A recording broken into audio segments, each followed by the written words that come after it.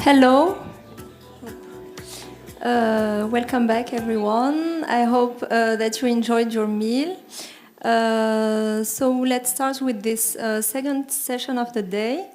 During this session, we'll discuss two papers. The first one is titled Acquisitions, Management and Efficiency in Rwanda's Coffee Industry. And we are pleased to have with us Mr. Amit Morjaria, who will present this paper. So please, the floor is yours. We still stick to the rule of 30 minutes presentation. Good luck.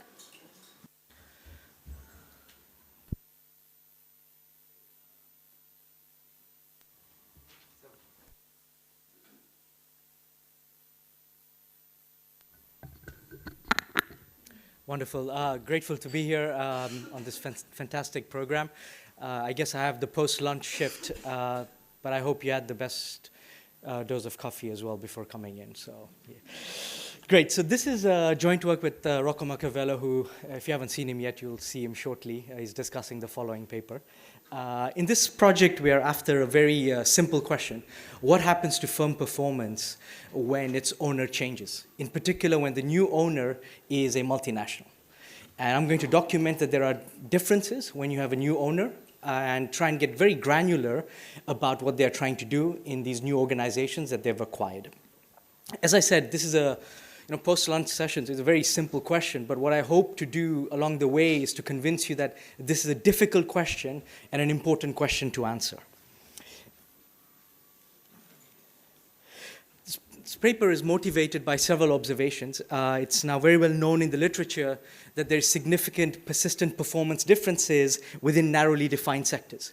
And there's a lot of probing on why that is. One line of inquiry is that it's associated with the adoption of different management practices. Now, of course, we know in emerging economies, low-income countries, firm performance is typically lower than in advanced countries, and it's much more dispersed. So then a natural question to ask is, if we think if management practices have something to do with firm performance, how do we think about improving management practices in low-income countries? What are the constraints to the diffusion of non-management practices in these environments? We're not the first to ask this question. There's been a line of inquiry that has been thinking about this. There is a literature that has talked about providing training and consulting services to incumbent managers to try and see if they can adopt these best practices. To date, most of that literature is focused on micro-enterprises, and results have shown some improvement, but they're modest. Another line of inquiry has discussed thinking about industrial policy where you have product market competition. Now, that seems fair that if you have good industrial policy that would foster competition and would sort of weed out the poor performing firms and the good firms will continue to excel. But in environments of second best institutions, which are typical of low income countries, the response of competition could in fact make matters very complicated, because competition might destroy current rents between suppliers and buyers, and too much competition might destroy that rent, destroy firm performance, make it very difficult for appropriate management practices to come through. Another line of inquiry to think about is acquisition, so the market for firms. So, well-functioning markets would allocate productive assets to good managers who would continue to improve those assets. But the literature has overlooked the question of acquisitions, because acquisitions are very hard to study, because they're typically rare and sudden events in markets. Typically in developing countries, most of the firm landscape is either state-owned enterprises or family firms, so you don't see ownership turnover. Second, it's hard to have data before and after acquisition. You need to be in a well-positioned situation to observe that. And third, for the empirically minded, we want to make causal statements. Change of ownership on firm performance, that's going to be riddled with all sorts of selection issues because we don't know what the target selection criteria is of the acquirer, right? So these are deep challenges to overcome if we want to understand how acquisitions can improve firm performance. But the good news for you is we're trying to make progress on this. And in particular, we're going to go to a setting that's going to allow us to overcome each of these challenges that I just mentioned. One, we're observing an industry where there has been many ownership changes among large firms, which is, as I mentioned, rare in low-income settings, and so that we have variation in ownership changes. Second, this industry, we understand it very well, and as a result can document systematically the capital technology that's been deployed. The technology over the study period we observe hasn't changed much. It's fairly uniform across different entities. We make progress on measuring things very carefully about which types of managers are running these assets, and what sort of management practices are being deployed. This is an agrarian setting, so you're going to see me talk about relationships that managers manage between the farmers, the suppliers, and the workers who are at these plants. And finally, the question of thinking about selection. And so here we will be interviewing acquirers, and from those acquirers' interviews, we're going to make progress on identification, because we can solicitate potential targets the acquirer was considering at the time of their acquisition. So we're trying to make progress on the dimensions that I mentioned. Now, as I mentioned, this is the Rwandese coffee industry, and this industry has exploded over the last 15 odd years since we've been studying it. In 2002, there were 3 coffee mills processing coffee in Rwanda. Over time, as you can see, by 2017, you have nearly 300 mills in this industry. Various structural changes have taken place in this industry. One, there has been the birth of what we call the group-owned entities. These are multi-mill plants where the owner has at least 2 mills in their portfolio. You see that very rapidly happening from the beginning of the industry, that there is some sort of consolidation. Now, this consolidation takes 2 flavors. There are 2 types of entities under group. There are domestic groups, which these are indigenous firms, family firms who are in this ecosystem, have acquired mills over time. But what you see in 2012, an arrival of another type of entity, the foreign group multinational. They are also buying these mills in this environment. The whole project is basically about comparing mills that join the green bucket versus mills that join the pink bucket, right? And the blue is going to act as a control. So we're going to look at treatment in that sense. So it's hard to see from that graph sort of how active this market has been. So I'm just going to provide you some descriptive statistics of how this industry looks like. And so the first cut at the data is at birth of the mill, who is owning these mills. And what we see from here is there are around 310 mills that are born in this industry in this 15-year odd period. And you see that majority of them are born in domestic firms, right? 97% of the mills are constructed by domestic entrepreneurs. 3% of the industry is borne by foreign groups. In other words, greenfield investments are done by domestic owners, okay? If we take a snapshot at the end of our data period, 2017, and ask the question, who owns these mills now? And what you see here is a stark contrast from the beginning, which is now there has been a lot of brownfield investments by foreign groups. So foreign groups have really acquired existing plants. Domestic groups have also increased their stake, and the 1 mill domestic entrepreneur has lost several mills, they've sold. And so if we get more granular, we see around 107 ownership changes in this industry. So a third of this market is very active. A third of the sector has experienced an ownership change over the last 15 years. Now, who's buying this 107?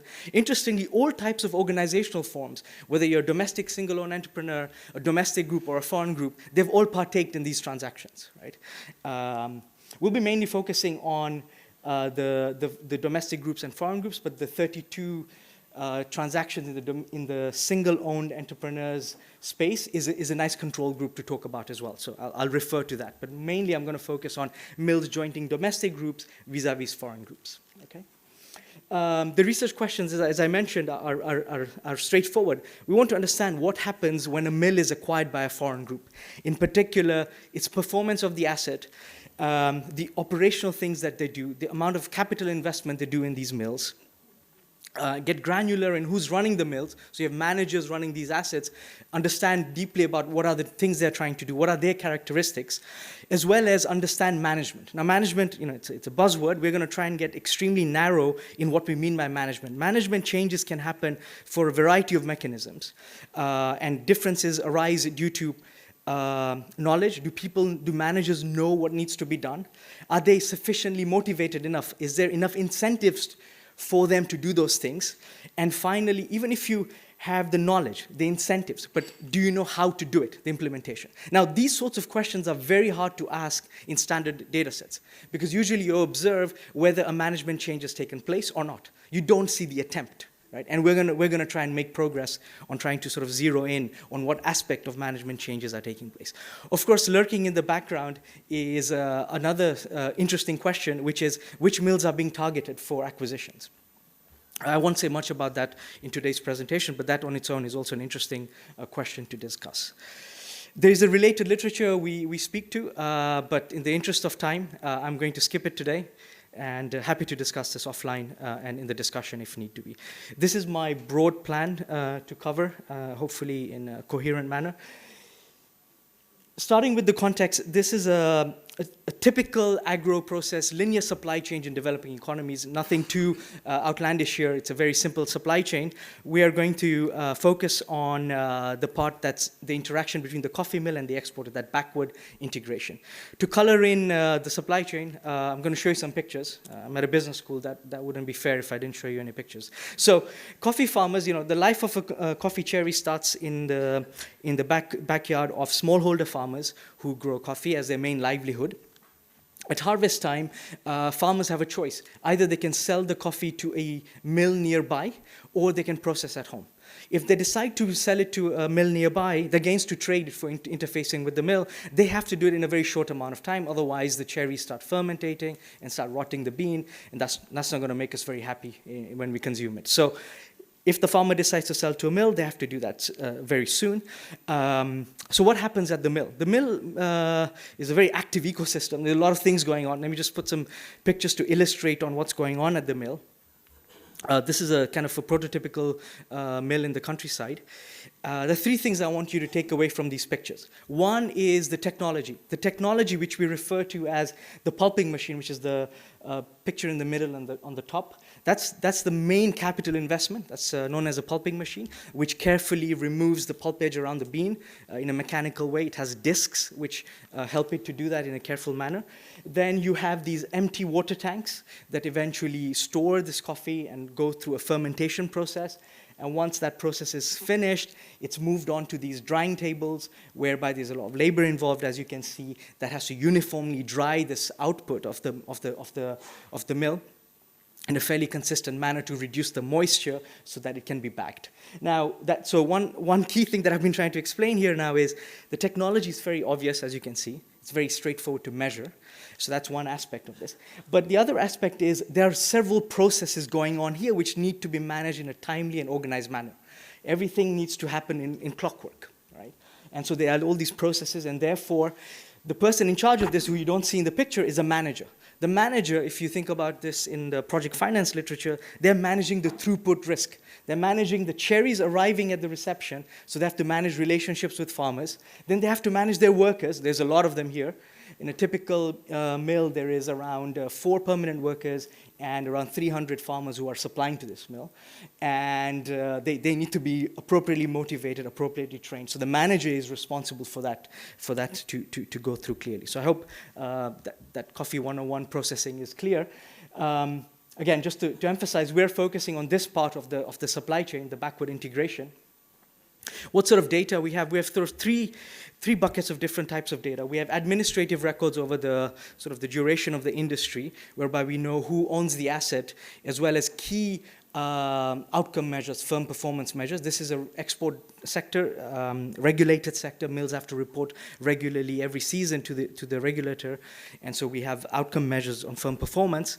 Then over the last decade, Rocco and myself, we've been running these bespoke censuses, basically in the countryside in Rwanda, whereby we have these 4 or 5 hour surveys at each mill to understand manager issue, who are the managers, operational issues, aspects of finance, labor, quality, etc. And in the spirit of our esteemed keynote speaker, I did some policy work in 2019, so we're going to have 2019 data here as well. So we are really trying to expand the panel here. In 2015-16, Rocco and I realized that there are changes going on in the industry. So in the 2017 survey, we introduced this module called Change at the Mill, which basically documented operational management practices that were going on in the sector. So, given our decade of experience in the industry, we kind of know to a large extent what are the key managerial practices you need to put in to run these assets efficiently. That's across managing farmers, quality workers, the middleman collectors who go out in the countryside, and operational issues. For each of those operational management practices, we asked, did the manager try to attempt it? Did they succeed? Did they face any resistance? And if so, from who? And how much autonomy do they have vis-a-vis HQ in implementing that change?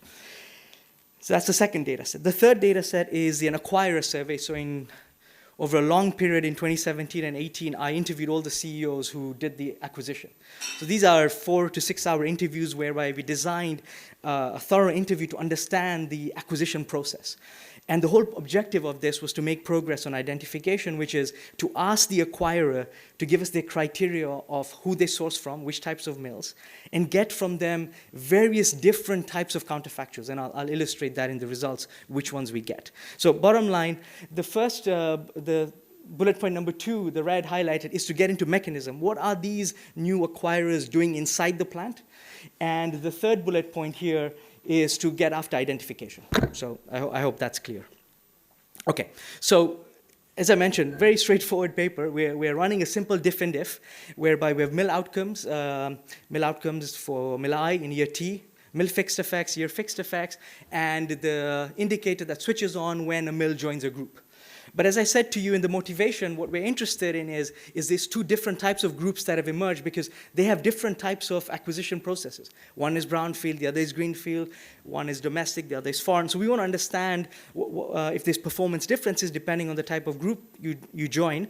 And so I'm going to focus on the second equation in my discussion with you. That's going to be panel B in the tables I show you. Panel A is a top regression. And I'm going to show you p-values between beta f equals to beta d. That's the hypothesis we're testing, okay? So the first thing we're after is just understanding from the administrative data straightforward operational measurements, which is first, is the mill more operational, meaning is it switched on when it's acquired by these groups? It turns out, yes, groups are more likely to switch on the mill, but it's the foreign group that's 12.8 percentage points more likely to switch on the mill. So in other words, foreign groups don't leave their mills idle when they buy them. They activate them. Domestic group, interestingly, not the case. If we look at the amount of procurement the mills do in the countryside, we find that foreign groups, once they acquire, they put a lot of energy in procuring the input, the cherries from their surrounding. If you put if you think about the other big capital investment in this sector, which are those green technology machines that I showed you, those pulping machines, that's what we call the installed capacity, you find an interesting result here that both domestic and foreign groups, once they acquire the asset, they increase the capacity. They want to procure more. They want to process more. So they put in bigger machines in their pulping machines. Interestingly, if we put columns 2 and 3 together, we can come up with a capital utilization measure, a capacity utilization measure. And interestingly, it turns out that while both groups go big, it's the foreign firms who are able to utilize these assets much more. They are hand in hand able to procure a lot more and match and in fact even go beyond the installed capacity they have. Whereas domestic firms, their intentions are to procure more, they install capacity more, but they're unable to bring in the input material. So we are seeing in terms of asset utilization much higher in the foreign firm.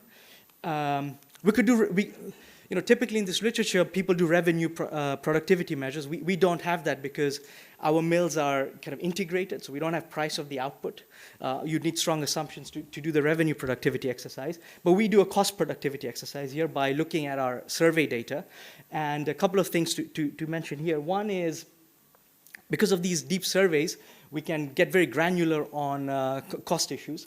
One thing that is a key metric of performance in this industry is the conversion ratio. Typically, the machines give you the conversion ratio. How many kilos of the input do you need to get to 1 kilo of the output? It's like typically 5.5 to 6. It's a machine parameter. Interestingly, we find that we weren't expecting anything in this column. This is, in fact, is like sort of a placebo for us. But interestingly, we find that domestic groups require higher amounts of input to get to that 1 kilo of output. Now, that could be because of poor storage, maybe. You store the product badly. Or they could be, which is due to poor management, but also could be security issues. There could be theft going on. We've heard stories of that happening as well in the mill. So we're already seeing some indication of sort of poor management in domestic groups. Other measures of productivity here are output to installed capacity. Again, you won't be surprised when you look at column 2, because we saw that the domestic firm is not able to bring in enough input, but yet it's gone big. It's installed capacity, right? And so 2 results to take away from column 2. One is the output to installed capacity is lower in the domestic group. And interestingly, the foreign group, if you compare it to the standalone mills, there is no difference in the output to installed capacity ratio. And this is a very simple, straightforward production function, yet domestic firms, which I'll argue is due to poor management eventually, is not doing so well in that dimension. Then another measure is to look at labor productivity. And we see here that while the foreign firms have gone big, they've installed capacity increase, they've procured, they've been able to match their labor to that demand, to that input that's coming in. Whereas domestic groups, they've gone big, they can't bring in enough, yet they have workers that match the theoretical capacity of the machines. Suggesting 2 things, possibly. One is poor management, you just can't plan ahead properly. Or there could be social pressures in the ecosystem, all these social contracts between the mill owners and the workers in the vicinity that they're hired for long duration, and that's not being adjusted. So we can sort of point to some of that. We can get more granular in terms of understanding the actual cost of operation. So here, this question in column 4 is asking the mill manager, thinking about the cash outlays in this operation, what is your best guess to how much it costs you to produce 1 kilo of the output? That's column 4. It's self-reported. It's from the mill manager. And we find that foreign groups are reducing cost of operations in their plant. A totally different variable is to calculate ourselves, because we have the breakdowns of the different components. Typically, to produce a kilo of the output, the cost of producing the output is mainly the input cost. So 60 to 75% is the input cost, 20-odd% is labor, and the rest is sort of procurement and transportation. And what we find here is that it's a very different measure than column 4. We find sort of qualitatively similar results. Interestingly, in this environment, if we sort of figure out what are the key inputs coming in, is there any sort of monopsony power by the mills, we find that there is no monopsony pricing of the input, so cherry prices, as well as the wages to workers, right? So, we don't find that sort of effect in this context. So we're learning from this that conversion ratio, so there's some sort of narrative behind the low productivity in converting the input into output, as well as management of labor. Okay, I'm not sure how I'm doing with time. Have I? Okay, 8 minutes. Okay, great. So let me. Oops. Okay, got excited. Okay, so. So what have we been doing in our empirical strategy so far is comparing mills that got acquired with not acquired, right? Even though we're doing mill fixed effects, we have to do better. So typically in the diff and diff setup, you are worried about pre-trends, right? And so one thing we do here is read up the literature on diff and diff, because we are sort of worried that the treatment might have there might be heterogeneity in the treatment, and so we want to address this by deploying the various methodologies that are out there. You can see that the results are, we can look at different outcome variables from our administrative data. Here I'm just focusing on the utilization measure. If anything, there isn't much of a pre-trend before. In fact, in some cases, you see that the assets that foreign groups are acquiring are in fact in the negative trajectory. Whereas once you have the foreign shock, you have sort of a gradual pickup, and then it kind of sticks, okay? You might have other suggestions on this, so we're welcome to discuss that, but in the interest of time, let me move on and show you the other ways we address this problem. Now, one approach is to kind of narrow down on the appropriate counterfactual, the appropriate control group. So the point of this table is to focus on different cuts at who the control group can be, right? So the first column here is just simply the baseline that I just showed you. And what we're going to do in the second one is, if you recall, I had shown you the descriptive stats where even the standalone mills are actively participating in transactions, right? But so far, I've treated them as control. So column 2 basically controls for that. Standalone mills interacted with time to control for different trajectory on those mills that change ownership that are standalone. Results are fairly, in fact, a little bit stronger. There are some rented mills in this industry. So of the 310, 30% of the mills are rented. Let's drop those in case you think they are very different organizational forms. In fact, you find results are even stronger, suggesting that the owners actually go about doing much more investment in their own mills. Column 4 is just keeping mills that eventually change an owner. Okay, so that's again another way of cutting the data. Column 5 is keeping only those who will eventually join a group. Results are still in line with our baseline. And column 6 is changing an owner, but that owner is a group. Okay, so that's what column 6 does. And column 7 is the two-way fixed effects alternative estimated by Ches Martin, and I cannot pronounce the last name, so co-author. So that's what we have here. Again, just the whole thing is we're concerned about, are we comparing with the right group? Who's the right counterfactual? And so that's what we're doing in this exercise. If you had this data, you could do this, right? Just chopping the sample in different spaces, just understanding who owns who. We try and sort of make further progress because of our acquirer survey in trying to come up with the appropriate control group. As I've been trying to say, this is a very difficult problem, right? And so usually when you don't know something, what do? You ask, right? And that's what we're doing here. We're asking the acquirer, who is a counterfactual for you if you could not acquire the asset you did? At the time you were considering this asset acquisition, if you could not get, who is appropriate and who would have satisfied your demand for buying a mill? And that's what we're going to do here. And so column 1, again, is the baseline. Column 2 is getting this counterfactual from the mill, from the acquirer. Interestingly, for around 71 or 74 acquisitions by groups, we're able to get 61 targets. So we feel a good sample there. So that's column 2. Column 3 is the same sample again, but this time I'm going to include year pair fixed effects. Right? So I'm going to control for different time trajectories for that pair over time. That's column 3. Results get a bit weaker. We're really pushing the data here. Column 4 is asking the acquirer, what are the failed acquisitions? Failed acquisitions are very difficult to get, but through patience, we were able to sort of solicitate that, and we get failed acquisitions. 30% of acquisitions end up failing, so we get some of that. Column 5 is a very different counterfactual. So these are exporters who have been in the business of exporting coffee. They have vertically integrated backwards. And so they have relationships not only with the one they own or rent, but multiple other relationships, right? And so asking the acquirer, give me all the mills you interact with and label those relationships. Because typically the exporter is trying to get a uniform sort of container to export. So that's a relevant metric to think about to create a control group. So column 5 is, give me all of those mills you source from, okay? Give me the names of that. And so we do column 5 with that. And we then, of course, control for year acquirer fixed effects in case there's something funny going on with the group on different years. And column 7 is, well, from the ones you have arm's length relationships, the relational, the own, etc. Give me the one you have relational, because we think of relational as close to owning. So that's an appropriate counterfactual. And so that's what column 7 is. Across the board, we get this robust result. So we're fairly confident that we're picking up effects of foreign acquisition, changing the trajectory of these. Amit, excuse me.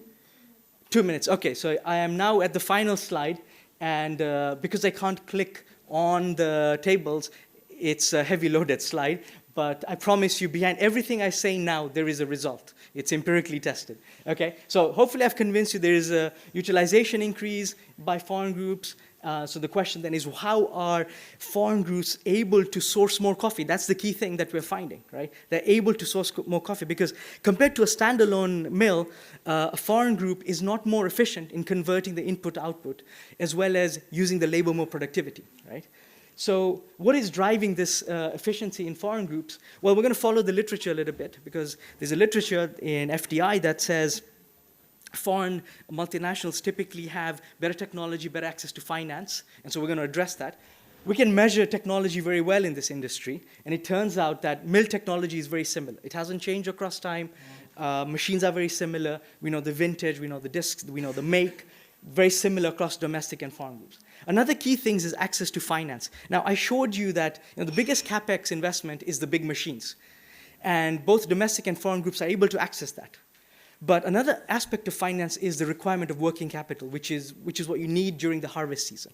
Now, it's very hard to solicit numbers on that, but in those CEO interviews, I asked them, what is your portion of working capital from different sources?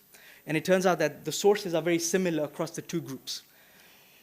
Okay, so that's kind of following the literature. We also can get more granular about who's running these assets. We know the managers. It turns out that the managers running these assets are different. Foreign mill owners employ managers with more. They both, first of all, change the manager once they acquire the asset.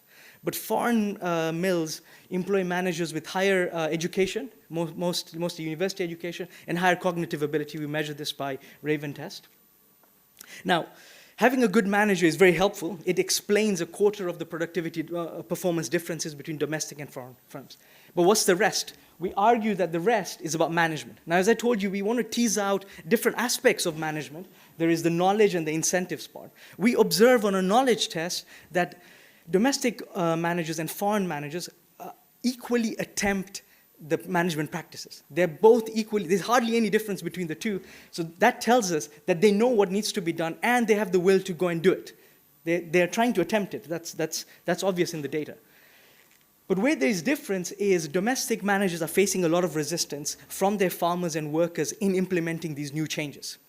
And we want to sort of boil further down what is causing that resistance, and we want to sort of think about how is the implementation different between these forms of organizations. And we want to say sort of, on the one hand, the organizational capabilities are different across the domestic and foreign groups in the following dimensions. The foreign groups give their managers more autonomy to do changes in the countryside. They give them, they monitor them, so they give them autonomy to do stuff, but they monitor the things they can contract on, like payments, etc. And they pay them more. They pay them more even after accounting for the manager's skills and the type of assets they're running. So we're sort of thinking an efficiency wage story going on in the background. So this is all about post-acquisition. Post-acquisition, these foreign mill owners are coming in with a bundle of things, a complementary set of management practices to improve the asset. Now, that's on the post-acquisition. In these interviews, we also figured out that there is a pre-acquisition aspect that's different between the foreign and domestic groups. And we call this the embeddedness of the owner in the local ecosystem. This pre-acquisition process is very different. When you ask foreign group managers, what are the CEOs, what are your key criteria in buying this asset? They tell you we want to be in productive areas, we want big plants, we want good elevation, so quality is very important. That's what the foreign groups say. The domestic group mentioned those first two things again, quality, productivity. But the third and fourth important thing for them is relationships, personal relationships in that environment where they're buying the asset. So we're kind of triangulating and saying that this different pre-acquisition mindset of where they're buying, which might be constrained with their embeddedness or sort of socioeconomic relationships in that environment, can manifest into making changes very difficult. In fact, we see that the birthplace of the manager who's in the foreign group is very likely to be coming from outside that district, whereas in a domestic firm, the manager is typically from that very district. Okay, so we see that different trajectory. But of course, as I said early on, that domestic groups are able to do greenfield investments. They're able to go into these environments and open up these markets because they can secure sort of what we call special deals, access to land, access to government licenses, etc. So I'm going to stop here, where we sort of see these two different differential in implementation driven by both post-acquisition processes and also sort of the original sin on where you sort of acquired and what that brings in. I won't summarize. I hope you were paying attention, and let me say thank you for having the paper. Thank you, Amit. Thank you. The discussant is Ms. Kim Fay-Kramer from LSE. 10 minutes, please. Okay. So thank you very much, Amit, for the presentation, and Rocco for working on the project. I really enjoyed reading it. I think it makes a lot of progress on an extremely important topic, given the trends we have seen in the industry. At the same time, it's an extremely difficult question to answer. So yeah, just to get started. So the big picture is how to improve performance of firms in lower income countries. And especially want to know what actually constraints diffusions of good management practices, which we think can be crucial. And in particular, this paper focuses on ownership changes in the context of coffee mills in Rwanda. So there are three key findings. First, only foreign firms improve the mill performance. They successfully implement management changes, and they also face much less resistance than the domestic firms. So I'm going to have three major comments and then some minor comments. So the first major comment is about that you find this positive coefficient for foreign firms. And that could be because these foreign firms generally improve the situation of these mills. It could also be that they actually turn around some poorly performing mills. But I think there's another story that I challenge you to think about, which is they target temporarily liquidity-constrained mills that were previously on a positive trend. So here, for example, you see that actually these mills, blue means acquired by a foreign firm, they were not that bad off before, right? And then just before there was this acquisition, they potentially had a negative shock they couldn't deal with, so now these foreign firms come in and take them over. Right? The second one is, so that is going at the mechanism, so you're saying that foreign firms are facing much less resistance than domestic firms. Here I would like to challenge you to think about the social desirability bias. So that means if I get asked a question from an interviewer, I might want to give an answer that actually falls into good grace with the interviewer. And here, I think that potentially foreign firms have a little bit more resistance to acknowledge resistance, right? So they don't really want to say that they face a lot of resistance.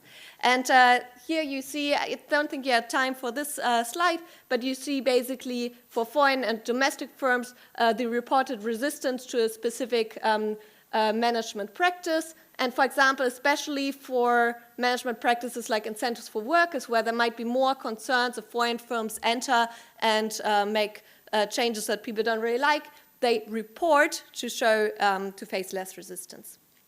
The third question is about whether domestic firms actually have enough time to positively influence mills.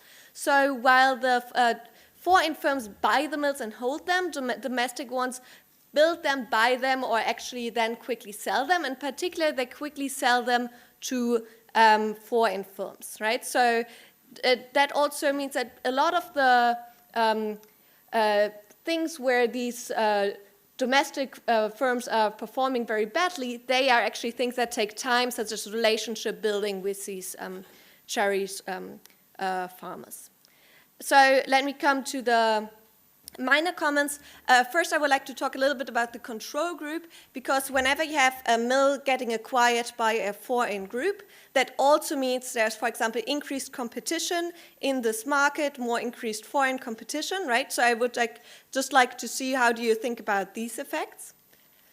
Then, generally, how do you think about, is it really that foreign ownership is so much better than domestic ownership? Or if we didn't have foreign ownership but a domestic ownership change, would there actually be much better performance of this domestic ownership? So maybe there's some heterogeneity you can explore by regions.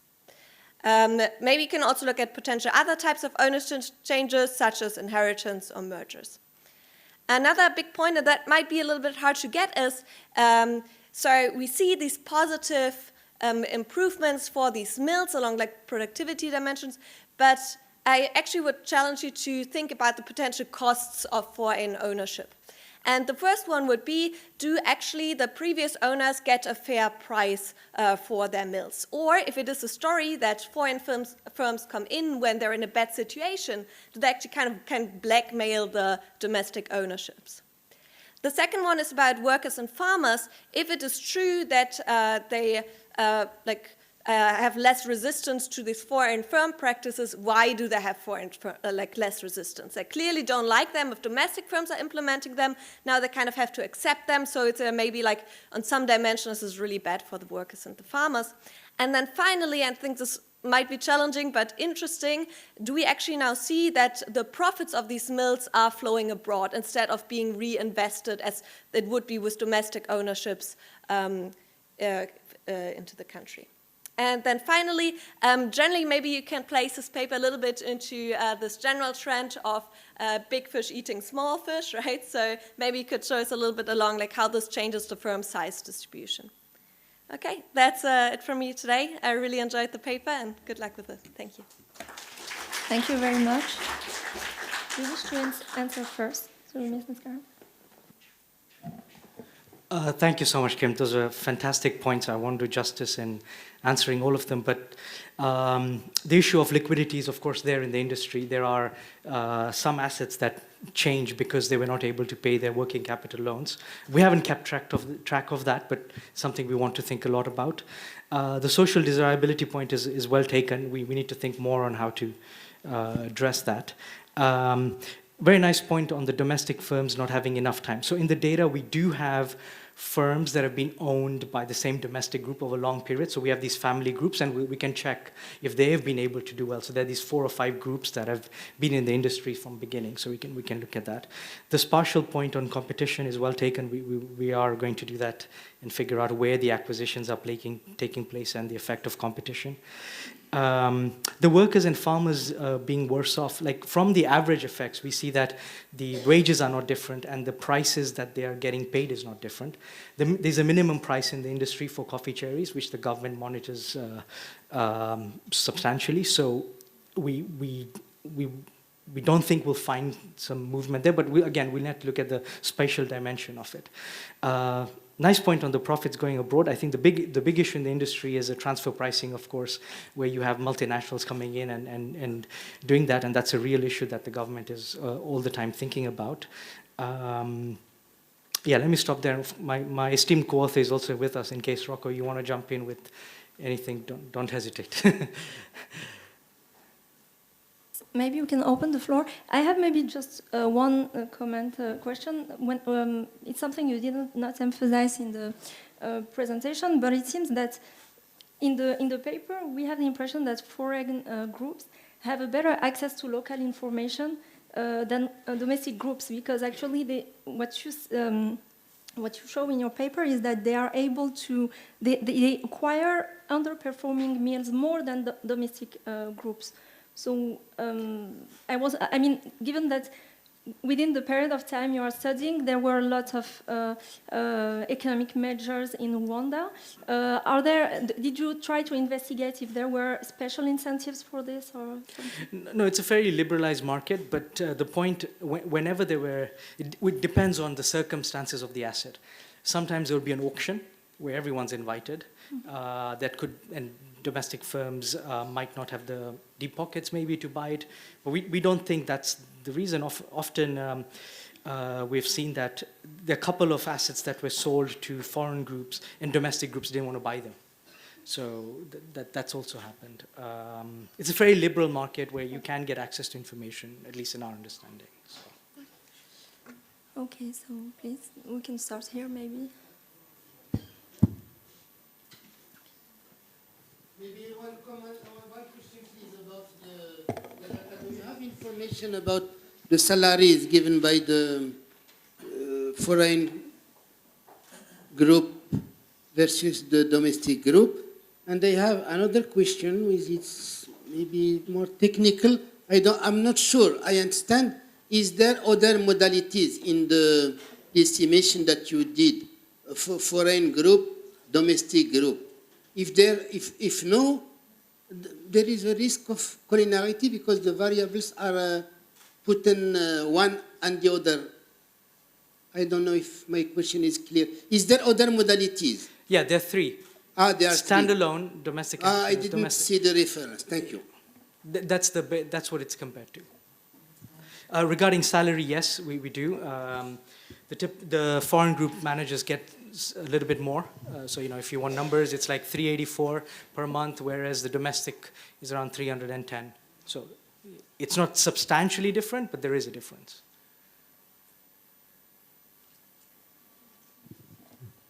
So thanks for the talk. So I have two questions based on some focus groups I did at some point with mills in Uganda. So it's a different context.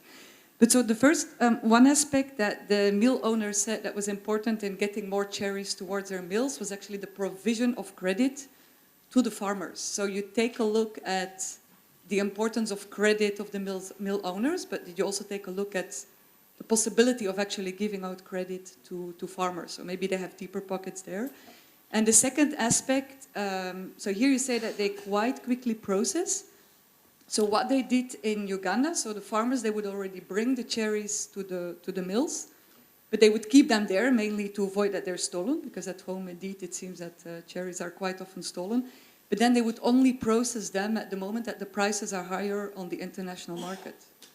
And then in that way, the farmers would get higher prices. But you're saying that the prices are the same, because otherwise another channel could be that the foreign firms maybe have better information on what a good moment is to process the cherries and actually get higher prices. Thank you. Great questions. So the provision of credit, so we have sorry to shamelessly advertise another paper. We have a paper which shows when, in this very environment, when there's a lot of competition between mills, these relational contracts, which one of the components is providing credit in advance, is hampered. You don't provide because the farmer could do what we call a hit and run. They take credit from you and then supply to Imran the coffee. So we don't see it. In Uganda, if you're looking at the Elgon, which is where I think you're talking about, you have only 3 mills or 5 mills. It's a very low competition environment. In fact, in our context, we're going to add data on farmers now, and we've learned that there is very little relational contracting in this environment over time. Your second point, those are not cherries, those are what's called, it's the next, sorry, maybe this is too much information now. It's the next, so you can sun-dry the cherries a little bit, and you have a little bit of the skin left over, that's the sugar. That's known as sun-dried coffee, which then you can decide when to hull and then sell. So it's not the same cherry that we are talking about here. Here you have to do it as it is, and Rocco has another paper on forward contracting in this environment where you're doing some of this for supply assurance in advance. But yeah, no, great questions. Yeah, thank you. Thank you. Perhaps more of a bit of a qualitative or descriptive question. What nationality are these foreign owners? Do they have experience in coffee? Do they have maybe different objectives compared to the domestic acquirers? And are the managers foreign, or do they bring in just local people who have more education, more experience? Thanks, Louise. So the foreign groups, there are 7. They're all from different parts of the world. You have a major Swiss company, a major US company, a Kenyan company, a Singapore-based company. So they're all coming from different parts. The one common denominator is they know how to run mills in other parts of the world. They are extremely sophisticated in how they run. They have typically, if you go into any of their offices, there will be a template of how they run mills. So they have this standardized way of running these assets. The managers, who we refer to managers in this context, they're all local Rwandese. When I said they are coming, the foreign managers have managers coming from outside the district, it's still local people, but coming from outside the district where they're. So they're all local Rwandese. Of course, the HQ manager who are running the foreign groups, they could be coming from different parts of the world. They don't have to be the same national identity as the company itself. So, the Singapore-based company has a Lebanese manager, the Swiss company has a British manager. So that's varying, yeah. We still have time for one more question. Otherwise, I'll ask a question. Sure. Okay. Sorry. In the scheme, you have shown the one. Sorry, but the chain, the coffee chain. I was wondering if it would have been interesting to control for the relationship between mills ownership and farm ownership, because in your control group, individual mills may be, for example, familial enterprises that also manage the farm. The farm. So. Yeah, great point. So that's the point I was referring to, and trying to measure the relationships that the farmers have with the mill. So we want to do that because, like you correctly pointed out, that's very important. We've mainly focused on the mills as the small businesses, but we will incorporate more on the farmers to understand that. Thank you. Okay, thank you very much, Amit, and all the participants. Maybe we can move to the second paper.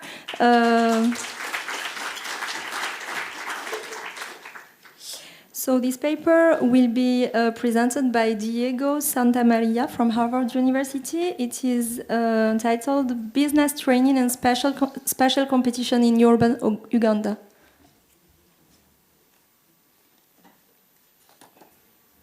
Hi everyone, I'm Diego. I'm a second-year PhD student at Harvard. And today I will be presenting this project, which is joint work with Greg Fisher, Dean Carlan, and Meredith Starts. This is very much work in progress, so any suggestions are very welcome. So first up, a little motivation. We know from a rich literature in development economics and also from many presentations today that there are many different types of interventions aimed at small businesses in developing countries that have been successful at inducing growth and improving economic outcomes. But we know much less about the indirect effects that the growth induced by these interventions may have on other businesses that may be connected to the beneficiaries through many different channels. Quite recently, there's been a growing literature that explores many of these channels.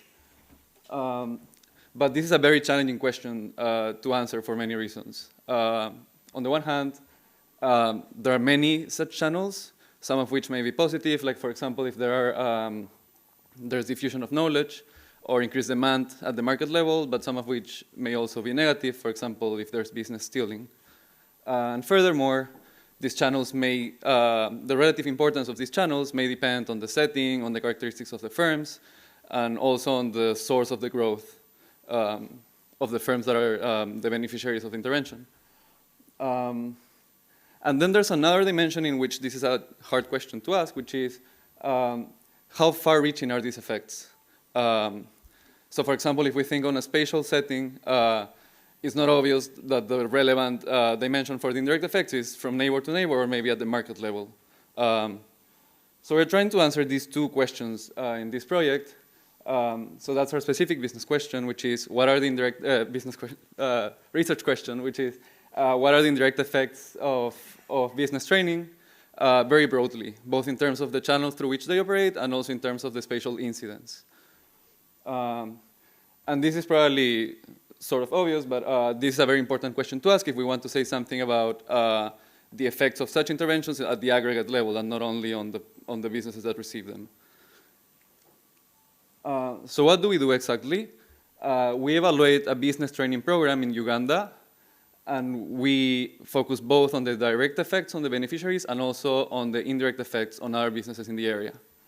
The specific intervention consisted on classroom training, specifically six classes on different, targeting different business practices, and also a more personalized component that included individual coaching, both by an expert and also from a local business owner. The setting is central Uganda, as many other of the presentations today, and these are mainly, actually only women-owned SMEs.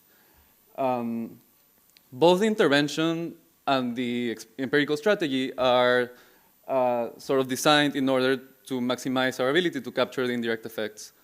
On the one hand, we implemented this through a saturation design, where we split our sample into about 130 neighborhoods, and then some of those received a higher proportion of, in some of those, a higher proportion of businesses received intervention than in others. Our sample comprises more or less 1,300 firms. And we also collected follow-up surveys through 9 rounds that span 4 years during and after the intervention. What's our approach? What we are trying to do, and this is still work in progress, like I said, is combine tools or bring some tools and concepts from the spatial literature and combine them with the experimental variation that we generate from the experiment and try to understand the dynamics and the nature of the indirect effects in space of these type of programs.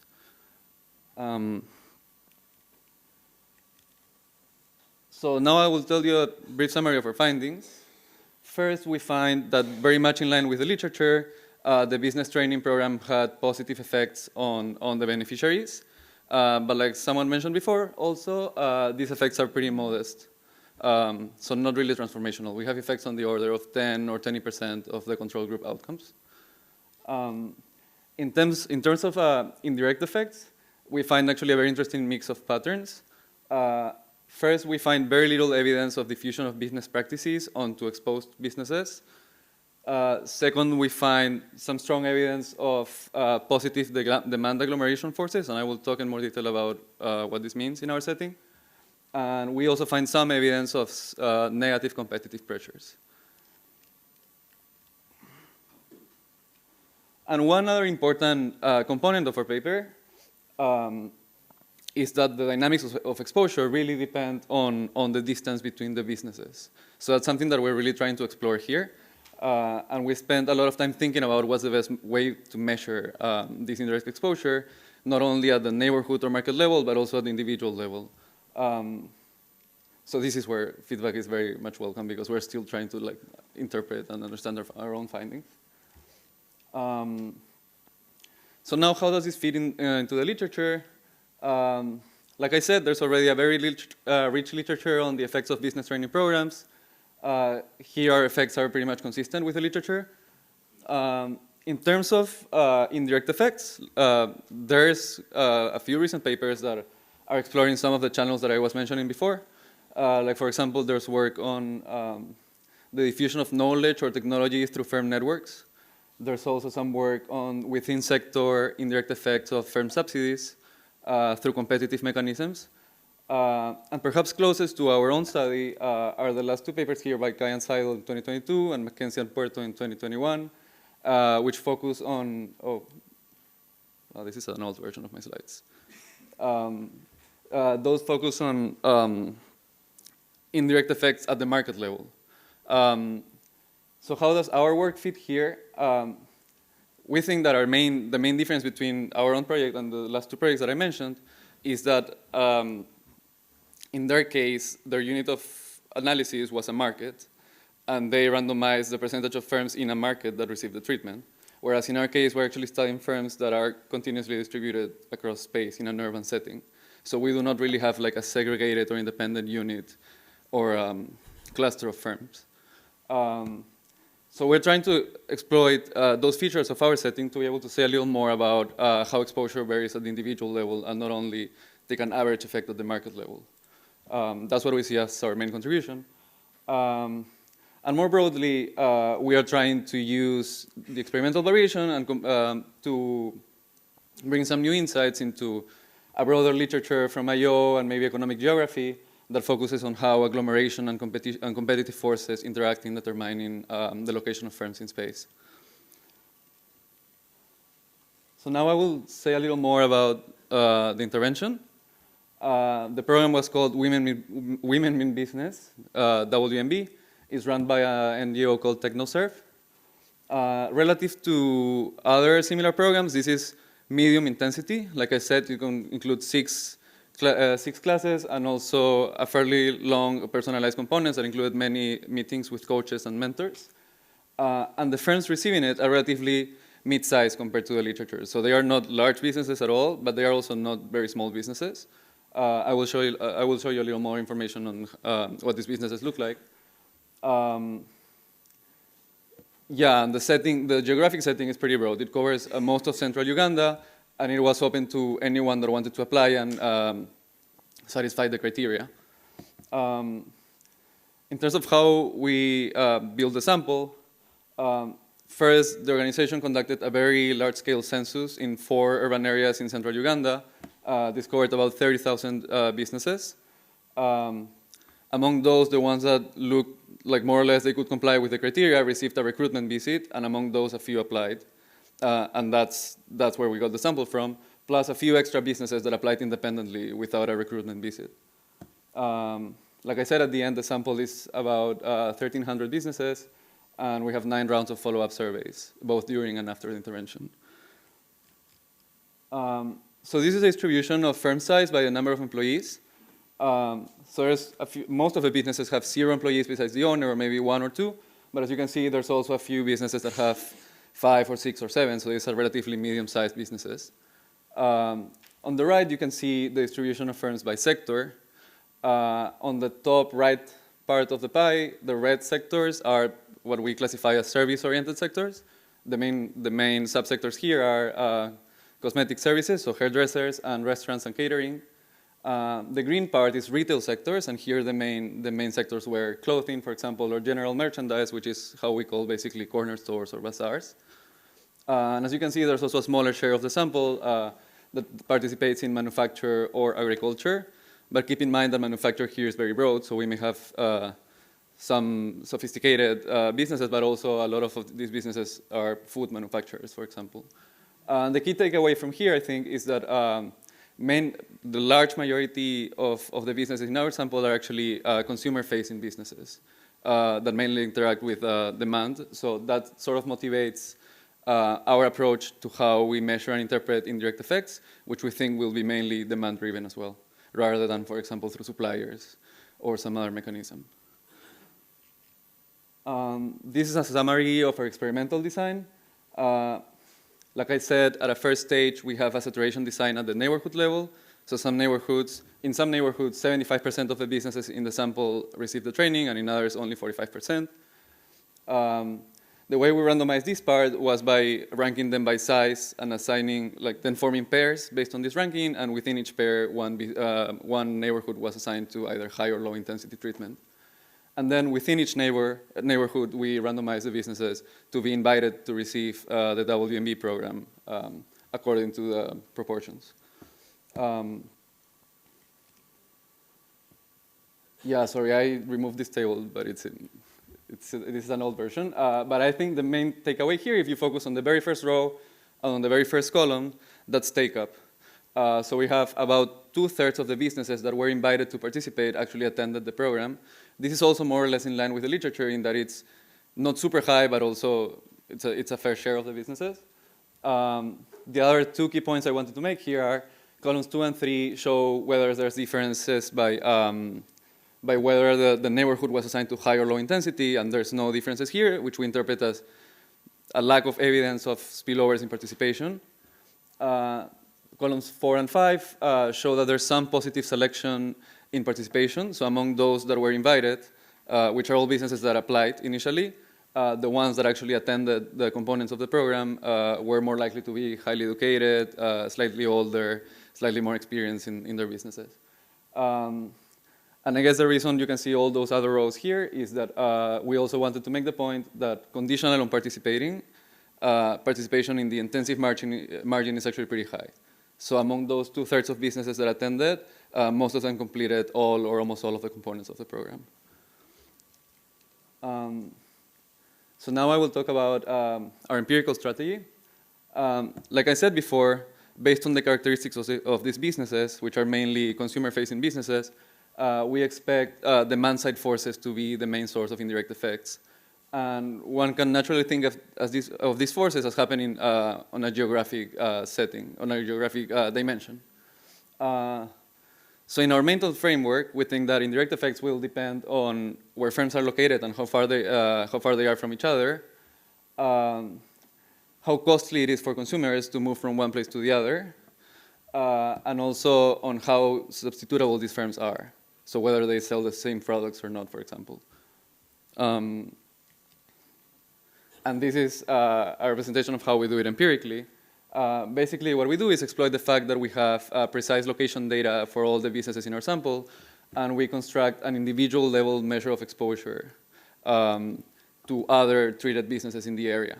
So basically, what you see here is a sum is exposure for firm I, and we are basically summing across all the firms in our sample only among the ones that are treated.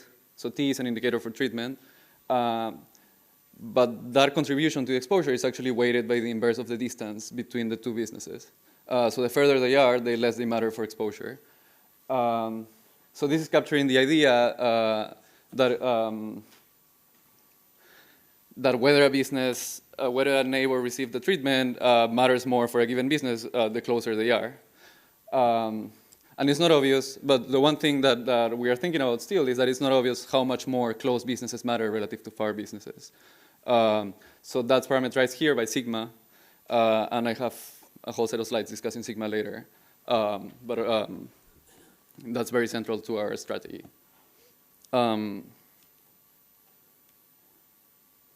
So there's one problem with the measure of exposure that I showed you before, which is sort of in the shift share instrument world, in that there's some random component to it, which is which businesses in the neighborhood get treated, but the exposure to these businesses is not random.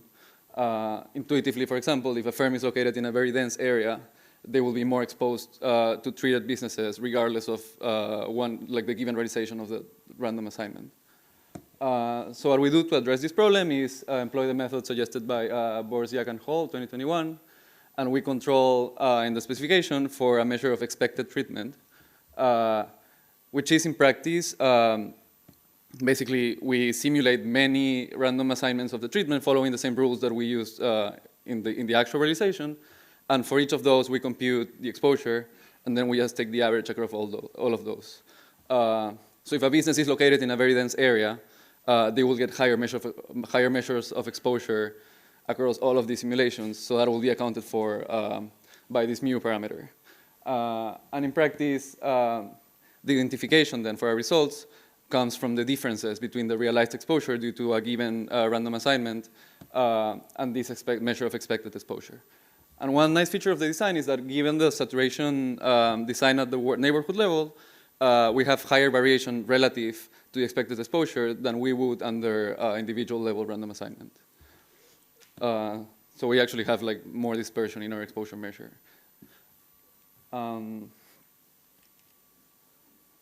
So this is our specification. It's pretty standard, but we have an outcome Y on the left-hand side. Then we have an indicator for treatment T. E is exposure, like I said before. Mu is expected exposure. We control for the baseline level of the outcome. So before intervention, when we have it. Pair refers to the cluster assignment where they were ranked by size. So we include fixed effects for that, and also survey fixed effects. So here are parameters of interest are beta 1, which captures the direct effect of the treatment on the beneficiaries, and beta 2, which captures the indirect effect of the program. And coming back to the issue that I was talking before, there's this very important question of how we choose the distance elasticity. And well, we call sigma distance elasticity. I don't remember if I said that before. And unfortunately, we don't have an answer to that yet. So what we're doing so far is actually testing many different values and see how that affects our results. So I will show you that in a minute, but first I wanted to just pick one value and show you like in more detail what the results are. So we're choosing a value of 2.5 for your reference, and this is a relatively high value. So this is a value of sigma that actually represents that, that close neighbors really matter much more than like businesses that may be a little further away. So sorry for the very big tables. I was hoping I could like point at the numbers. But this first table is just showing results on all of the business practices that were targeted by the program. On the first row, you can see the direct effect of the treatment. The second row is the effect of exposure. And the third row is just the control, it's mu. So there's no need to pay that much attention to that. And on the very first column, column 1, we have a standardized index that aggregates all of the other measures of practices. Here, I think the main takeaway is that the direct effect on business practices is very strong, very large. This is in line more or less with the literature also. And we see very little action in terms of indirect effects, except for like maybe 1 or 2 outcomes, but we don't want to read too much into that. One result that I would like to highlight here is that there is a negative and actually pretty robust across specifications effect on advertisement expenses, which we think more or less fits into the bigger picture story that I will try to tell you in a minute. This next table here shows the effects on financial outcomes. Here we also see a strong effect on a strong direct effect of the intervention on both revenues and profits and take home, which is how we define the part of the profits that they don't reinvest in the business. What was I going to say? Oh, and this is important, we think, because it's sort of indicative that we have a strong first stage. So it wouldn't make much sense to talk about indirect effect if the intervention wasn't doing much to the treated businesses. In terms of indirect effects, we find a strong, and this is also pretty robust across specifications, a strong result on revenues. And it's actually pretty large in magnitude also. But interestingly, this doesn't translate into higher profits. And I will also try to interpret this a little bit in a minute. This table shows expenses by category and also some other outcomes. Again, the direct effects are strong. These businesses grew a lot, spent more, hired more workers. And the indirect effects are stronger for stock expenses. So firms are just like buying more inventories and selling more, apparently. And finally, in this table, we show some evidence of what happened with prices, with markups, number of customers. There's not a lot of action here in terms of direct effects, but exposure to treated businesses led to a mild increase in customers, and this is sort of noisy, but it keeps popping up across different specifications. Mild decreases in prices, strong decreases in markups. Looks like there's some cost cutting in column 4 with the unit costs, and a very large increase in the units sold. So this is pretty much in line also with the effects on stocks. So it's firms, like exposure is leading firms to sell more.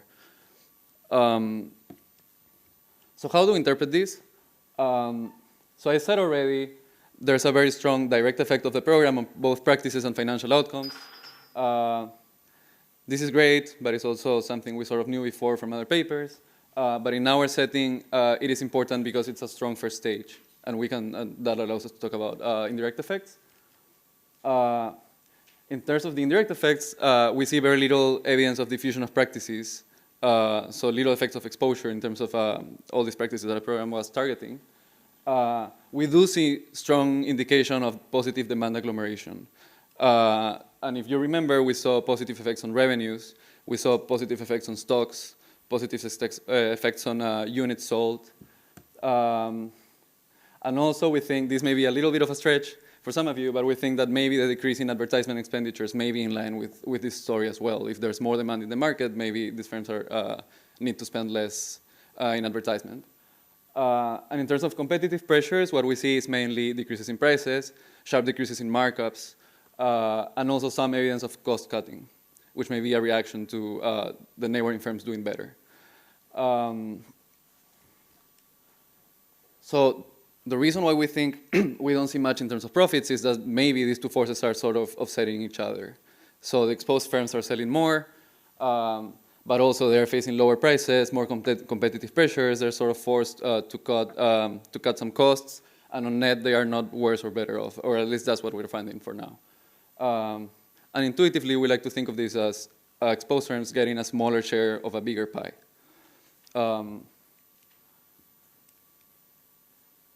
And just as an aside, if we had used a standard specification with just a dummy for whether the neighborhood was high or low intensity, many of these patterns wouldn't have showed up. And I have those results in case someone wants to see them later. So going back to the problem of sigma, like I said, I just chose like some value that we thought is sensible, but it might also be because the results look nice. So it's important to think about what it actually represents and how to actually choose it. And there's some trade-offs that we're facing here. Because on the one hand, you may make a theoretical argument for why we really care about the businesses that are very close. That actually, one may think that the indirect effects from neighbor to neighbor may be like the real force that is driving this. But on the other hand, the higher the sigma, the exposure measure sort of converges to 0 for businesses that don't really have close neighbors.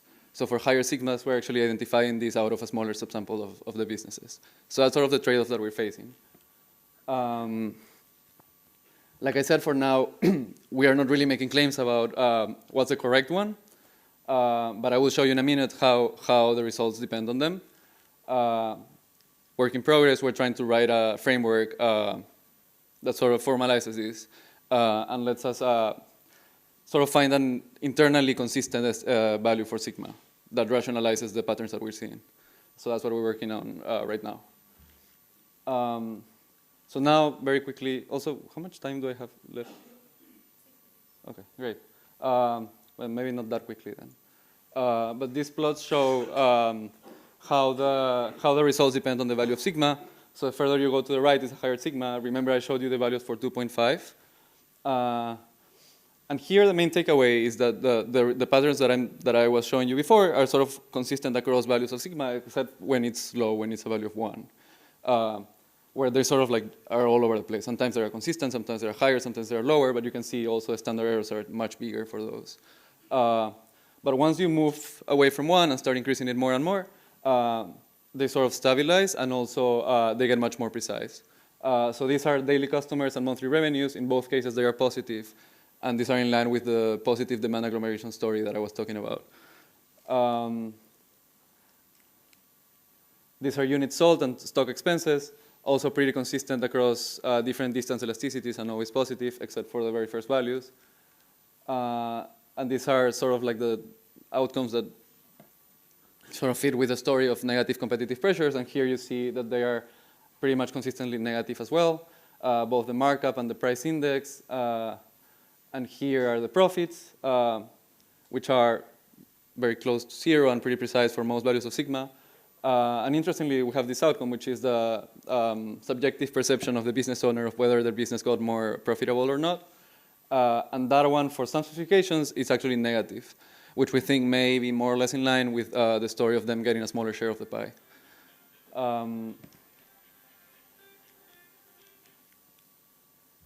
So these are our next steps. Like I said, this is work in progress. One thing that we want to do is explore, actually, like explore a little more what are the mechanisms behind this. So what are the features of the businesses that are leading to these indirect effects? Maybe it's businesses that sell the same, like I said before. Maybe it's more like a general effect. We would also like to look into the characteristics of the sectors, whether there are some features, like maybe if we can classify them according, for example, to how likely they are to agglomerate. That would be an interesting dimension to measure heterogeneity.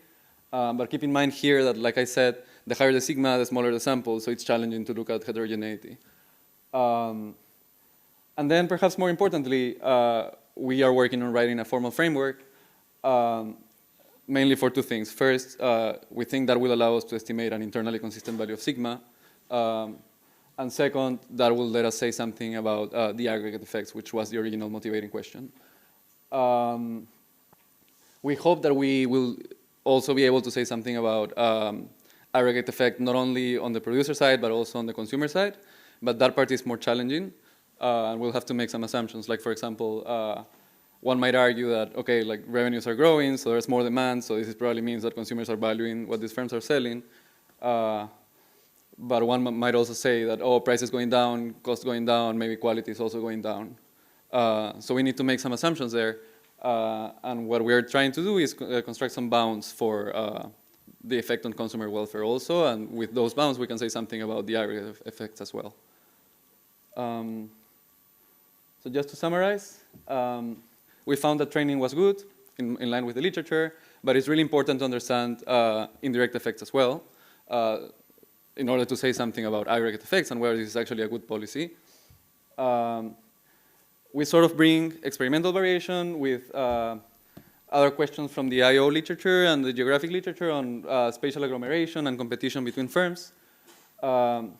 We try to build on the literature by looking at the effects of individual level exposure rather than just market level indirect effects, and try to say something also on the spatial incidence of this exposure, whether it's close, whether it's very localized, or whether it's at the market level.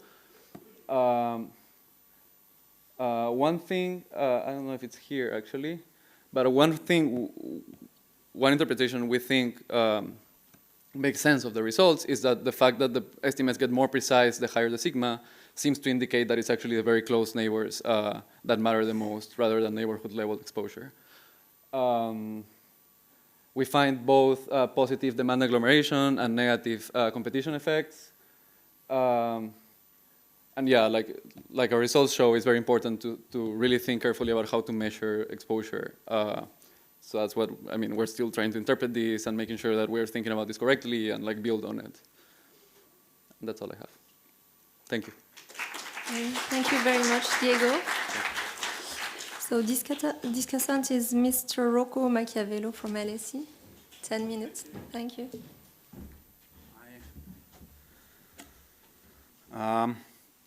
Yeah, so thanks a lot for inviting me to discuss this paper. In general, to the conference, it's a great pleasure to be here. Oops. Yep. So let's see. It's actually a disclaimer. My laptop kind of collapsed during the trip, or slightly before the trip, to be precise. So I'll have slides, but written with the PDF, sort of with the tablet, which means that basically I got Diego's slides and I sort of was able to write my comments on the slides. I apologize, it's sort of a little bit unusual, but yeah, it is what it is, okay? So, all right, so first of all, I greatly enjoy looking at the slides here. This is a very important question, of course, and one thing that I feel I want to stress is that although the paper is going to, sorry, the slides are moving around without me doing much. Yeah, so this is me, and yeah.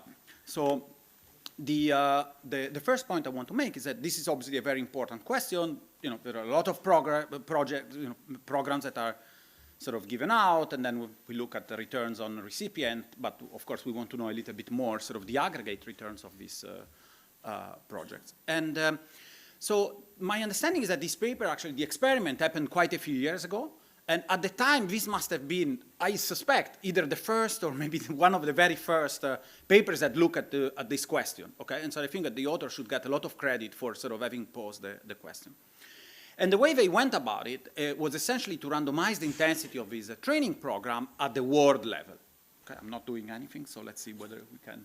And, but it turns out, if I understand the slides correctly, that the intensity of randomization at the world level, these administrative units, don't really capture very well the spillover. These are kind of boundaries that are set for whatever other reasons, okay? And so what the authors are kind of thinking right now, which puts the discussant in a very nice place, I believe, is to say, okay, well, what do we do about it? And they are sort of putting forward this idea of constructing measures of exposure that sort of borrow a little bit from the economic geography literature. And if I understand correctly, you're sort of doing it, and so this is maybe a time where this is not a classic experiment where, you know, all the analysis has already been done and there's nothing to say for the discussant. This could be a time instead in which it's useful to think about, okay, how do we go about constructing these measures? And therefore, my main comments really will be about whether this modeling is correct or whether we might want to think about alternative before developing that particular modeling, and whether there is additional variation in the data that is typically not used but could be used to inform the choice of the model, okay? And then I also have some quibbling with the results. Now, maybe my interpretation was somewhat less generous than Diego's. From the slides, I couldn't maybe make, you know, kind of keep all the results in such a coherent framework as Diego seems to have done. But anyway, so let me share this quibbling of results if I get there, okay? So first, a quick remark on the results. The fairly long panels, 9 surveys, 4 years. So I think it would be interesting to look at dynamics, and it would be interesting to look at dynamics for 2 reasons. The first one is that, well, we don't know how persistent are sort of these first, if you like, these first stage results. So how persistent is the effect of the training on the recipient?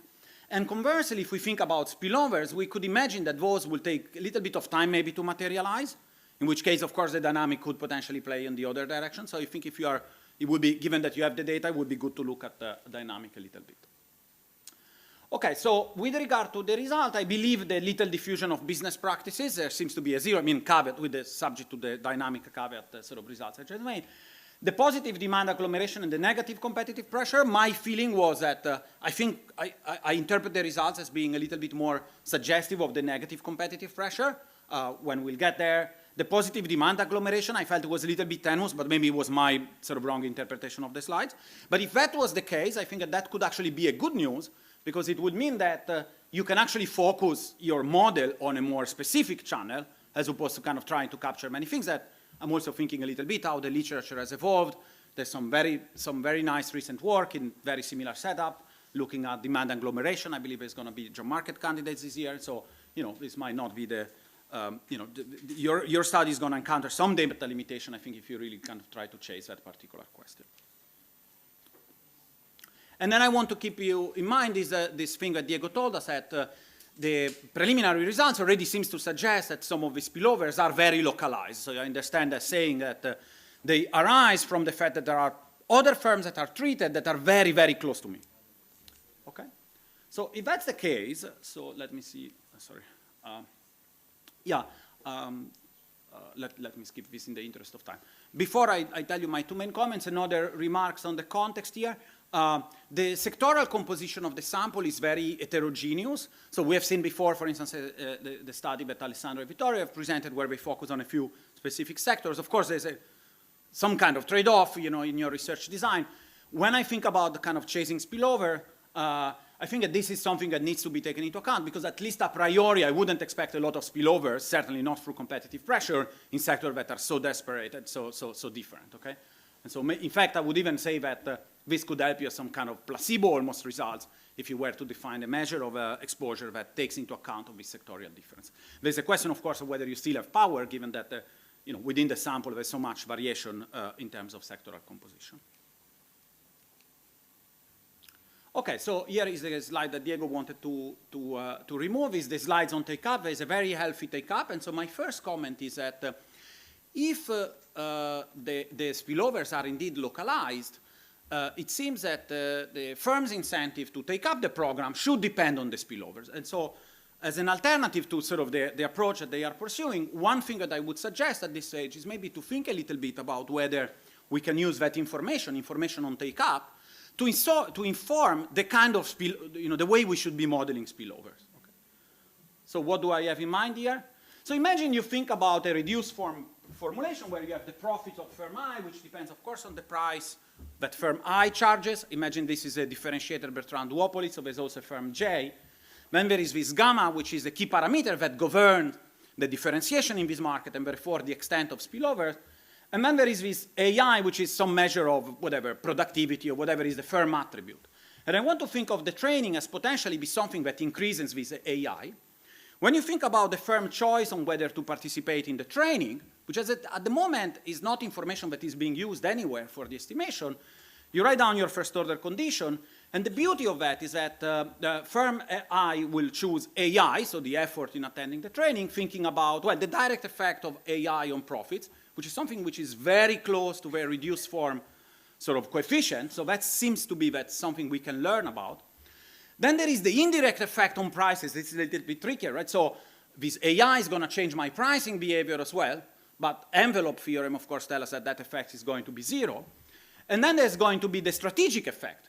And so the point I'm making here is that this first order condition seems to give us a lot of information whereby we can, from the intensity of take-up, the effort of firms to join, and the reduced form, we can bake out quite a lot from this strategic effect, which is essentially, I should also take into account that this AI gives me some sort of competitive advantage, but then my competitors are going to respond strategically. And of course, if the market was very large, that wouldn't be true. If you have in mind a model of monopolistic competition, that wouldn't be a huge problem. But I think you're saying that the spillovers here are very localized, and therefore I think that thinking a little bit about these strategic interactions would be a good idea. Now, before you go down that road, which will, of course will entail writing a very specific model, you might want to do a little bit more in terms of your definition of exposure to kind of check whether indeed this would be a sensible approach.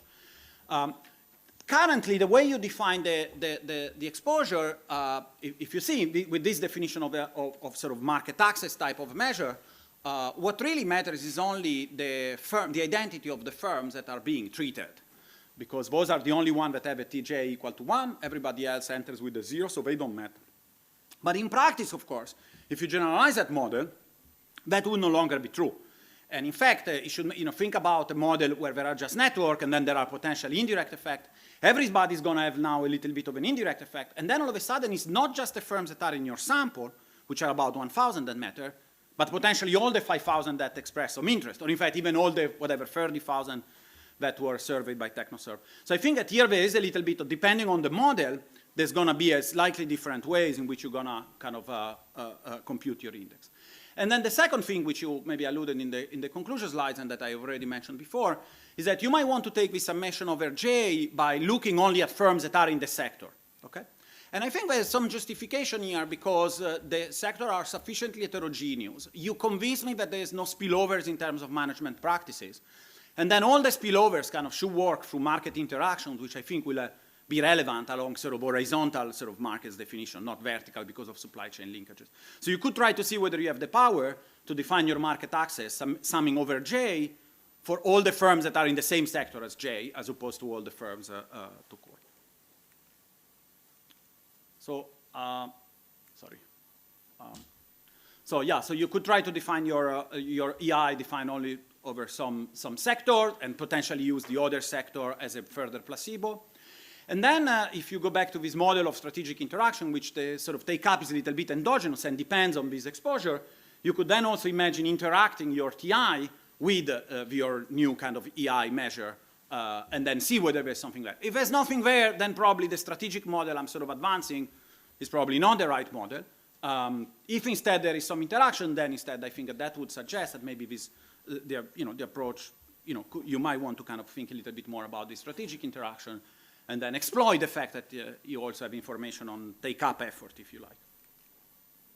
So with regard to the results, kind of just a couple of comments. The first one, yes, I was intrigued, but there was not much text about this in the slides about the advertising. It would be nice to know a little bit more because depending on the models of advertising that you have in mind, advertising can be either strategic complement or strategic substitute, so I wasn't entirely sure how to interpret this. One concern I suspect in this literature, not being sort of having done this type of work, is that of course you have trained firms, and so if you ask them about their self kind of practices, in a way this could be something just that they tell you, yes, I've learned what you told me, as opposed to I'm doing it. And so I was thinking that when I look at the formality index, which I suspect is a little bit less subjective, the results are a little bit not as strong. And similarly, and here it could be where I've got a maybe a less articulated interpretation of your results that you are putting forward, is that I believe that you are sort of taking evidence from column 1 essentially and the revenues about this positive agglomeration effect. But if I think about outcomes that I suspect is slightly better measured with less error, which would be column 6 and 7, it doesn't look like these firms that are indirectly exposed to the training are really thriving. If anything, it seems that they are suffering. So my sense is that you can probably focus on a model also that isolate from the demand spillover or agglomeration effect and squarely focus on the competitive behavior of firms. So it's somewhat sort of easier, sort of simpler framework than Rocco, excuse me, time is out. So yes, please it's out. just Actually, I'm done. That's it. Yeah, I'm done. Yeah, sorry. Yeah, I told you everything I wanted to say. But yeah, this is a very, sorry, I'm just showing you the slides so that you can, sorry. Yeah, I'm done. Thank you so much. Yeah, it's a very nice paper. Sorry, I wasn't. Thank you.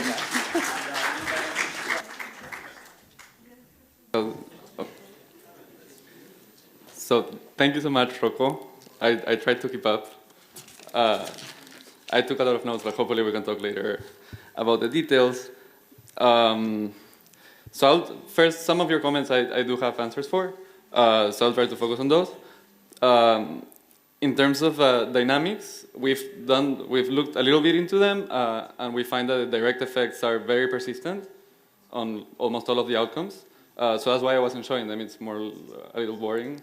But I should have said it. It was in some version of the slides. And we haven't looked yet at the dynamics of the exposure effect, and I agree, it's a very relevant dimension to look at. Then, yeah, like your point about exposure across subsectors, across sectors, I sort of agree, but well, first there's a methodological problem, which is, like you said, the sample is very heterogeneous, so many of the sectors are very small, so this is very hard to do. We'll have like a few very large sectors like hairdressers or restaurants, and then the rest are very sparse. So this is hard. And also we think to some degree, the exposure measure is already capturing the sectors that tend to be close together. So if you're focusing only on like very close businesses, then those are likely to be like overly representing the sectors that tend to agglomerate. So that's what we thought more or less could answer that question, but yes, there's definitely more we can do to explore that channel, so thank you. I do really like the points about take-up. We were thinking of looking at take-up by some measure, some version of the exposure measure. We didn't have time to do that before this presentation, but it's definitely on the agenda. about including all firms in the area, that's definitely something we've been thinking a lot about. We weren't really sure how to do it though. Like at some point we were thinking of, instead of just summing across the triad business in the area, maybe like just maybe calculating some proportion of businesses in the area. But empirically that's challenging because that also like has like one side effect of doing that is that you sort of overweight businesses that have very few neighbors. Whereas our prior is that, or what these results seem to point at, is that most of the results are happening at very dense areas. So that's also challenging, but I definitely agree that we should find a sensible way to take this into account, because we also have those data with their locations as well. So there's more we could do there. In terms of the results on practices, it's definitely an issue that, of course, like you talk to them about like some specific thing they should do for 6 days, and then you ask them, "Are you doing this?" So for some of them, we're actually including our an objective measure of whether they are doing it, so whether they actually showed the business plan or they showed the records to a numerator when we can do that. It's not the case always.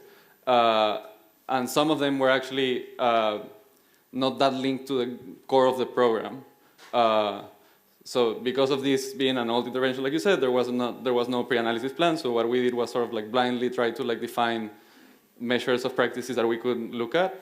But some of them are much more closely linked to the actual contents of the program, and formality in particular is not one of those. But in general, we think the results more or less line up with what was actually covered in the classrooms. About the modeling, I think your suggestions are great. Like honestly, it's a little overwhelming right now to say something smart about it, but I think this is really great, and we'll keep thinking more about it. Yeah. Oh, well, I guess one more point is about the perceived growth. We agree it would line up better with the story, but just one thing that at the end you sort of made it sound like we are saying that these firms are thriving, and we don't think that, we're not sure yet what's actually exactly happening, but we think that it may be more like responding to this increased pressure by producing much more, sort of to like stay afloat, sort of, and maybe that's why we don't see increases or decreases in profits, but we do see some cost cutting, which may be due to like some productivity gains or like lowering quality and that sort of thing. But we think it's more or less consistent with that story that they wouldn't perceive themselves as doing really better. So that sort of matches the null effect on profits as well. But yeah, we should definitely think more about how that complements the story. But thanks so much. This was great. Thank you, Diego. Questions, maybe? Yeah, many questions. We'll start here, maybe.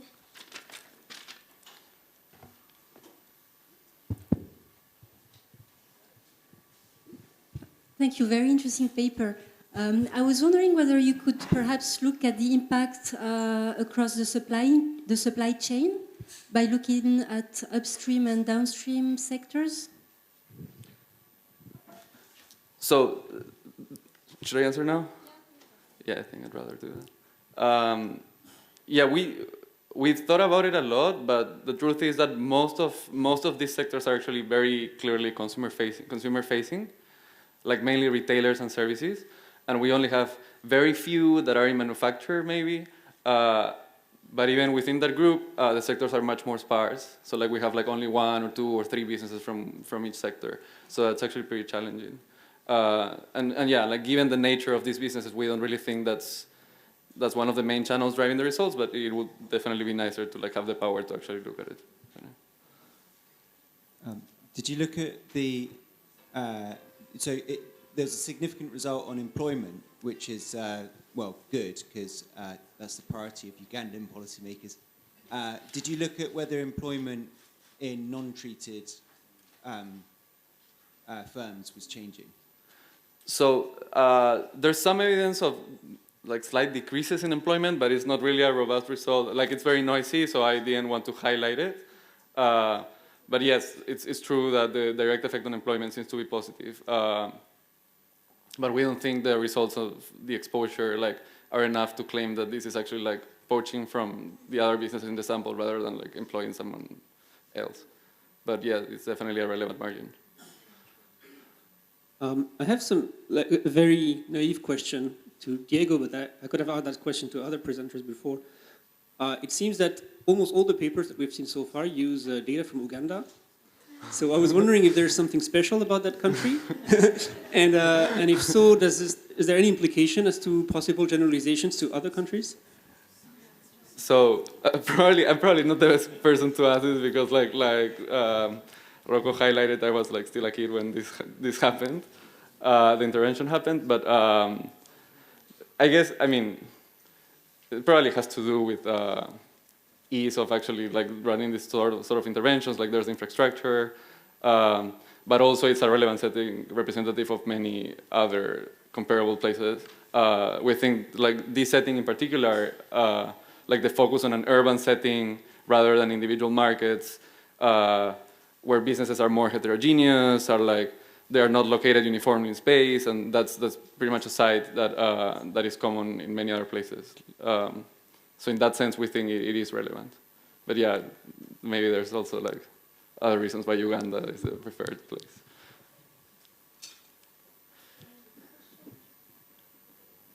Other questions? No? Okay, maybe I had a very, very marginal question, but it's disturbing me. Actually, the training program is exclusively for women. That's what you said. But, I didn't see so far why it was the case, given what you have presented. So it's not really connected to the motivation of the study, that's true. It's just how the NGO set up the program. But we are also trying to think about, we should look at, somehow connected to the gender of the owners, and one way in which we could do that is that from the census data, there are male-owned businesses as well. So we can relate that somehow in terms of the spillovers and the dynamics of the indirect effects. But yeah, we haven't done that yet. If there are no more questions, we can stop here. We have thank you very much, Diego and Rocco, for the discussion. Thank you all. We have a 20 minutes break, so let's be back at 4:30, maybe, to catch up with the time we have lost in the morning session. Thank you very much.